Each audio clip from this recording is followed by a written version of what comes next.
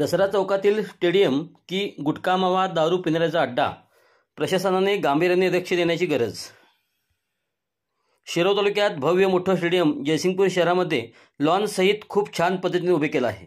मैदान उभे करण्यास जेवढं कष्ट करायला लागत नाहीत तेवढं ते टिकून ठेवण्यासाठी कष्ट करावं लागते। पण जयसिंगपूरमधील स्टेडियमवर गुटखा मावा आणि दारू पिणाऱ्यांची संख्याबळ जास्त दिसून येत आहे। सकाळी अनेक खेळाडू तिथे प्रॅक्टिससाठी येत असतात, पण तिथे गेल्यानंतर गुटख्याने रंगवलेली भिंती व पायऱ्या लाल झालेल्या दिसून येत आहेत। त्यामुळे खेळाडू व लोकांमध्ये संतप्त व्यक्त होत आहे। यासाठी प्रचंड निधी खर्च करून हे मैदान उभे करण्यात आले। चांगले सामने या मैदानावर भरवण्यात येतात, पण तैरामांनी मात्र स्टेडियम म्हणजे पिण्याचा अड्डाच करून ठेवला आहे।